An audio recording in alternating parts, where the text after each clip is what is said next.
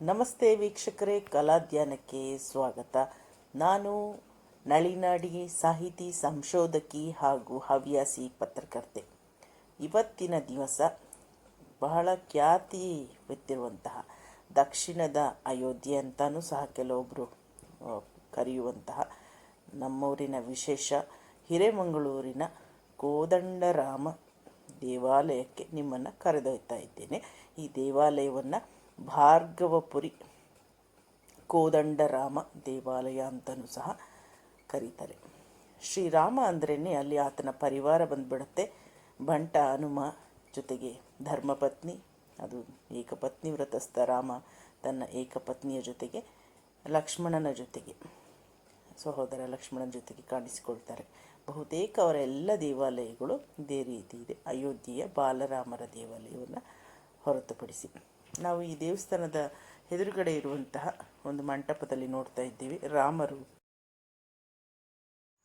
ರಾಮ ಮತ್ತು ಪರಶುರಾಮರ ಭೇಟಿಯನ್ನು ನೀವಿಲ್ಲಿ ಗ್ರಹಿಸಬಹುದು. ಇಲ್ಲಿಯೇ ಇದ್ದಂಥ ಪರಶುರಾಮರು ಅವರನ್ನು ಭೇಟಿಯಾದಂಥ ಸಂದರ್ಭ. ವರ್ಷಕ್ಕೊಮ್ಮೆ ಈ ದ್ವಾರವನ್ನು ತೆಗೆಯಲಾಗುತ್ತೆ. ದೇವಾಲಯದ ಪಕ್ಕದಲ್ಲಿ ಆಳ್ವಾರ್ಗಳ ಒಂದು ಪುಟ್ಟ ಮೂರ್ತಿಗಳು ಮತ್ತು ಅವರ ಹೆಸರುಗಳು, ಶ್ರೀನಮ್ಮಾಳ್ವಾರ್ ಮತ್ತು ಅನೇಕ ಆಳ್ವಾರ್ಗಳ ಹೆಸರುಗಳನ್ನು ಮತ್ತು ಮೂರ್ತಿಗಳನ್ನು ಅಲ್ಲಿ ಕಾಣಬಹುದಾಗಿದೆ. ಶ್ರೀರಾಮಾನುಜಾಚಾರ್ಯ ಭಾಷ್ಯಕರ್ ಅಂತ ಹೇಳ್ತಾರೆ ಅವ್ರಿಗೆ, ಶ್ರೀ ದೇಶಿಕರ್, ಶ್ರೀ ಜಿಯರ್, ಇವರೆಲ್ಲರ ಒಂದು ಪುಟ್ಟ ಪುಟ್ಟ ಮೂರ್ತಿಗಳನ್ನು ನಾವು ಕಾಣ್ತೀವಿ. ಈ ಒಂದು ಗಗನಮುಖಿಯಾಗಿರುವಂತಹ ಒಂದು ದೊಡ್ಡ ಗೋಪುರ, ತುಂಬ ಕಲಾತ್ಮಕವಾಗಿ ಚಾಲುಕ್ಯರ ಶೈಲಿ ಮತ್ತು ಹೊಯ್ಸಳ ಶೈಲಿ ಎರಡೂ ಮಿಶ್ರವಾಗಿರುವಂಥ ಈ ದೇವಸ್ಥಾನ ನೀವು ಕಾಣ್ಬೋದು. ಇದು ಮುಂಭಾಗದ ಒಂದು ಸ್ಥಳ. ಮುಂಭಾಗದಲ್ಲಿ ರಾಮನ ಮೂಲ ವಿಗ್ರಹವನ್ನು, ಪರಿವಾರದೊಂದಿಗೆ ಇರುವಂಥ ರಾಮನ ಮೂಲ ವಿಗ್ರಹವನ್ನು ಎರಡೂ ಬದಿಯಲ್ಲಿ ಫೋಟೋಸ್ನ ಮಾಡಿರುವಂಥದ್ದು. ಇಲ್ಲಿ ಶ್ರೀ ಆಂಡಾಳ್ ಮತ್ತು ಶ್ರೀ ರಂಗಮ್ಮನ್ನಾರ್ ಇವರ ಒಂದು ದಂಪತಿಗಳ ಮೂರ್ತಿಗಳಿವೆ. ಅದನ್ನು ಕಾಣಿಕೆಯಾಗಿ ಕೊಟ್ಟವರ ವಿವರಗಳು ಸಹಿತ ಇದೆ. ನಾವೀಗ ಬಲ್ಗಡೆಯಿಂದ ದೇವಸ್ಥಾನನ ಸುತ್ತಕ್ಕೆ ಹೋಗ್ತಾ ಇದ್ದೀವಿ. ನೋಡಿ, ಬಲ್ಗಡೆ ಸೈಡ್ ಬಂದಿದ್ದೀವಿ. ನಾವು ಶುರು ಮಾಡ್ತಿದ್ದಂಗೆ ಅಲ್ಲಿ ಅವರ ಮೂರ್ತಿಗಳೇನು ನನಗೆ ಹೇಳಿದೆ, ಅವರ ಮೂರ್ತಿಗಳಿದೆ. ಪ್ರತಿಯೊಂದು ಹೆಜ್ಜೆ ಹೆಜ್ಜೆಗೂ ನಮಗೆ ಸಿಗೋದು ಏನು ಒಳ್ಳೆಯ ವಿಚಾರಗಳು. ಸತ್ತ ಮೇಲೆ ಎಲ್ಲಿದೆ ಸಂಘ, ಬದುಕಿದಾಗಲೇ ನಮ್ಮ ಒಂದು ಇದನ್ನು ನಾವು ಮಾಡ್ಬೋದು. ಎಲ್ಲ ರೀತಿ ಒಳ್ಳೆಯ ವಿಚಾರಗಳು.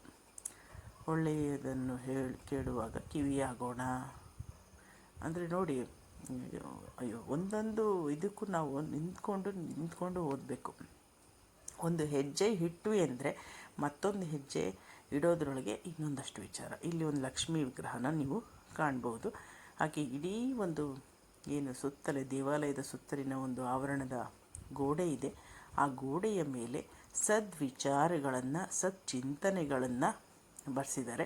ಅಲ್ಲಿ ಮುಖ್ಯ ಅರ್ಚಕರಾಗಿರುವಂತಹ ಹಿರೇಮಗಳೂರಿನ ಶ್ರೀಯುತ ಕಣ್ಣನ್ ಮಾಮ ಅವರು ಒಂದು ಇಲ್ಲಿಗೆ ಬಂದ ಮೇಲೆ ಕನ್ನಡದಲ್ಲಿಯೇ ಶ್ರೀರಾಮರ ಪೂಜೆಯನ್ನು ನಡೆಸುವಂಥ ಕೈಂಕರ್ಯವನ್ನು ಅವರು ಕೈಗೊಂಡರು. ನಿತ್ಯವೂ ಸ್ತೋತ್ರಗಳು ಎಲ್ಲವೂ ಸಹ ಕನ್ನಡದಲ್ಲಿಯೇ ಸ್ವಾಮಿಗೆ ಅರ್ಪಿತವಾಗುವುದಂತ ನೀವು ಬಲ್ಲಿರಿ ಅಂತ ನಾನು ಭಾವಿಸ್ತೇನೆ. ಏನು ಬಲಗಡೆಯಿಂದ ಹೋಗ್ತಾ ದೇವಾಲಯದ ಹಿಂಬದಿಯಲ್ಲಿ ಕಾಣುವಂಥ ಕಲಾತ್ಮಕ ದೃಶ್ಯಗಳನ್ನ ನೀವು ನೋಡ್ತಾ ಇದ್ದೀರಿ. ಕಲ್ಲಿನಲ್ಲಿ ಕೆತ್ತಿರುವಂತಹ ವಿವಿಧ ಮೂರ್ತಿಗಳು ನೋಡಿ, ಅಲ್ಲಿ ಕಾಳಿಂಗ ಮರ್ದನ ಮಾಡಿರುವಂಥದ್ದು, ಪ್ರತಿಯೊಂದು ಲಕ್ಷ್ಮಿ ಕೂತಿರೋದು, ಗಣಪತಿ, ಅನೇಕ ವಿಗ್ರಹಗಳು ದೇವಾಲಯದ ಹೊರಗಡೆ ಅಂದರೆ ಏನು ಗರ್ಭಗುಡಿಯ ಹಿಂಭಾಗದಲ್ಲಿ ನೀವು ಕಾಣ್ಬೋದು. ನೋಡಿ, ಗಣಪತಿಯವರಿದ್ದಾರೆ. ಎಷ್ಟು ವಿಶೇಷವಾಗಿ ಕೆತ್ತಿರುವಂತಹ ದೇವಾಲಯ ಇದು. ಪೂರ್ತಿ ಹಿಂಭಾಗದಲ್ಲಿ ಗರ್ಭಗುಡಿಯ ದೇವರ ಹಿಂಭಾಗದಲ್ಲಿ ನಾನು ತೆಗೆದಿರುವಂಥ ದೃಶ್ಯ.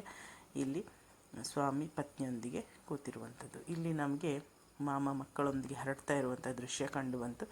ತುಂಬ ಸಾಮಾನ್ಯರಂತೆ ಅವರು ಇರ್ತಾರೆ. ಇಲ್ಲಿ ಆಂಜನೇಯ ಸ್ವಾಮಿ ದೇವಾಲಯದ ಹಿಂಭಾಗದಲ್ಲಿ ಪ್ರತಿಷ್ಠಾಪನೆ ಮಾಡಲಾಗಿದೆ.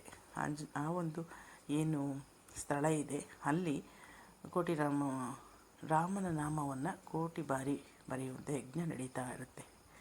ಪ್ರತಿಯೊಂದು ಯಾರೇ ಬಂದರೂ ಸಹ ಆಸಕ್ತರು ಯಾರೇ ಬಂದರೂ ಅಲ್ಲಿ ರಾಮನಾಮ ಜಪವನ್ನು ಬರೆಯಬಹುದು. ಈ ತುಳಸಿ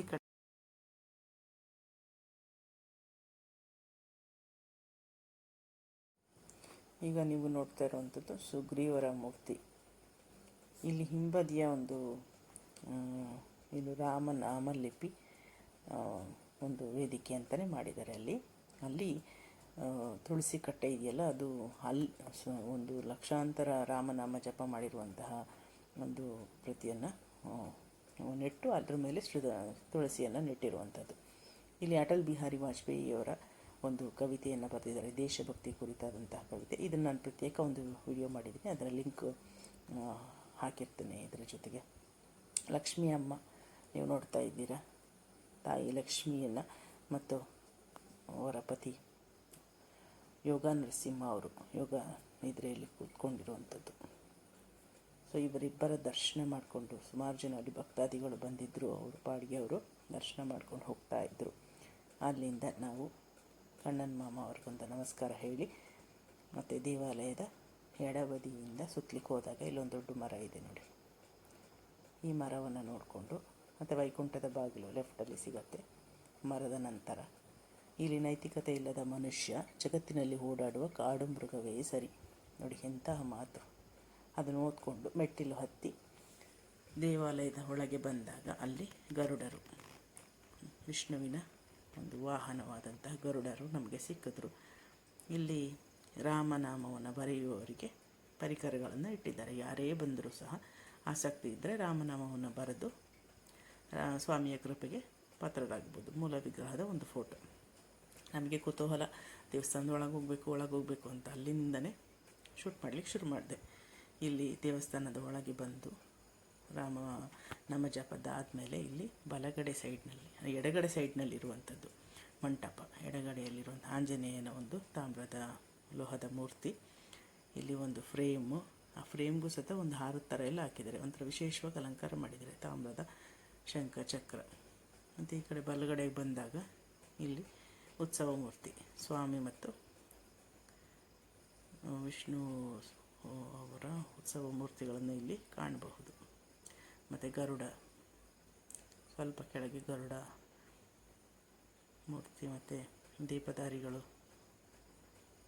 ನಮ್ಮ ಪೂಜಾ ಪರಿಕರಗಳು, ಅನೇಕ ದೇವರಿಗೆ ಸಂಬಂಧಪಟ್ಟ ವಸ್ತುಗಳನ್ನು ಇಲ್ಲಿ ಇಟ್ಟು ಅದನ್ನು ಜೋಪಾನವಾಗಿ ಇಟ್ಟಿದ್ದಾರೆ. ಕಂಬಿಯ ಹಿಂದೆ ಗರುಡನನ್ನು ನೋಡ್ಬೋದು. ಇಲ್ಲಿ ನಾವು ಮುಂದೆ ಹೋಗ್ತಾ ಸ್ವಾಮಿಯ ಬಳಿ ಹೋದ್ವಿ.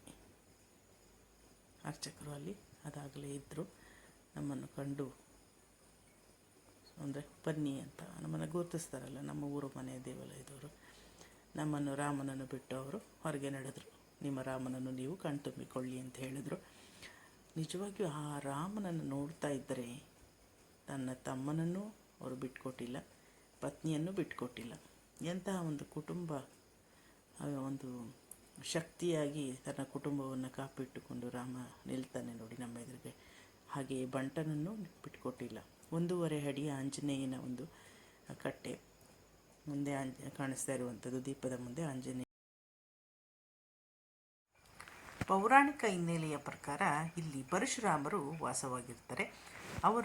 ಪರಶುರಾಮರು ರಾಮರಿಗೆ ಶರಣಾಗತರಾದಾಗ ಒಂದು ಕೋರಿಕೆಯನ್ನು ಸಲ್ಲಿಸ್ತಾರೆ. ಅವರು ಹೇಗೆ ವಿವಾಹದ ಸಂದರ್ಭದಲ್ಲಿ ರಾಮ ಸೀತೆಯರು ಇದ್ದರು ಅದನ್ನು ತಾವು ದರ್ಶನ ಮಾಡಬೇಕು ಅಂತ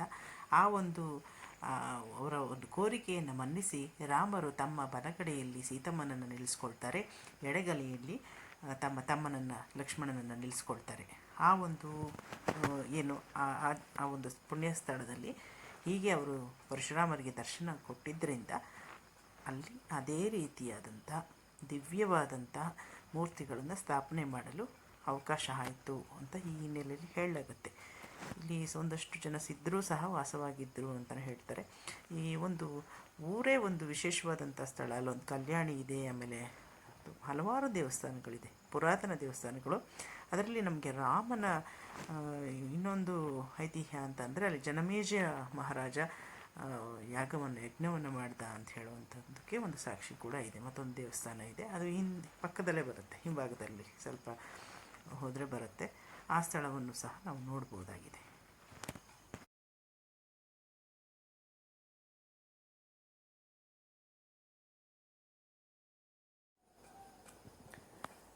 ಆ ರಾಮನ ದೃಶ್ಯವನ್ನು ನೋಡೋದೇ ನಯನ ಮನೋಹರ.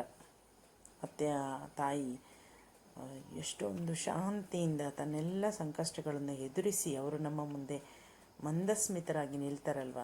ರಾಮ ಸೀತೆ ಲಕ್ಷ್ಮಣರಾದಿಯಾಗಿ ಅವರು ಏನು ನಮಗೆ ಒಂದು ಕೃಪೆಯನ್ನು ತೋರ್ತಾರಲ್ಲ, ಆ ಕೃಪೆಯ ಒಂದು ಬೆಳಕು ನಮಗೆ ಜೀವನ ಪರ್ಯಂತ ಕಾಪಾಡುವಂಥ ಶಕ್ತಿ ಅಂತ ಭಾವಿಸ್ಬೋದು. ನೋಡಿ, ಸರ್ವಾಲಂಕಾರ ಭೂಷಿತರಾಗಿ ಎಷ್ಟು ಚೆನ್ನಾಗಿ ಕಂಗೊಳಿಸ್ತಾ ಇದ್ದಾರೆ. ಬಹಳ ಖುಷಿಯಾಗುತ್ತೆ. ರಾಮನ ವಿಚಾರಗಳೇ ಶ್ರೇಷ್ಠ. ಇದು ಇಂದಿನ ಜನಗಳಿಗಂತೂ ಏಕಪತ್ನಿ ವೃತಸ್ಥ ಅನ್ನೋ ವಿಚಾರ ಆಗಿರ್ಬೋದು, ಒಂದು ಶಕ್ತಿಯಾಗಿ ನಿಂತು ಆತ ಸಿಂಗಲ್ ಪೇರೆಂಟಾಗಿ ತನ್ನ ಮಕ್ಕಳನ್ನು ಸಾಕುವ ವಿಚಾರ ಆಗಿರ್ಬೋದು. ಕುವೆಂಪು ರಾಮಾಯಣದಲ್ಲಿ ಪತ್ನಿಯೊಂದಿಗೆ ತಾನೂ ಅಗ್ನಿ ಪ್ರವೇಶ ಮಾಡುವಂಥ ವಿಚಾರ ಆಗಿರ್ಬೋದು. ರಾಮ ಅಂದರೆ ರಾಮನೇ, ನಮ್ಮ ಮುಂದಿರುವ ರಾಮ, ನಮ್ಮ ಬದುಕಿಗೆ ಸಾಕಷ್ಟು ಬೆಳಕನ್ನು ಕೊಡ್ತಾನೆ ಅಂತ ರಾಮ, ಶ್ರೀ ಕೋದಂಡ ರಾಮನ ಆಶೀರ್ವಾದ ನಮಗೆಲ್ಲರಿಗೂ ಸಿಗಲಿ ಅಂತ ಹೇಳಿ ಪ್ರಾರ್ಥಿಸ್ತಾ ಇಂದಿನ ಎಪಿಸೋಡನ್ನು ಮುಗಿಸ್ತಾ ಇದ್ದೀನಿ. ನಿಮಗೆಲ್ಲರಿಗೂ ಇಷ್ಟ ಆಗಿದ್ದರೆ ಖಂಡಿತ ಸಬ್ಸ್ಕ್ರೈಬ್ ಮಾಡಿ, ಲೈಕ್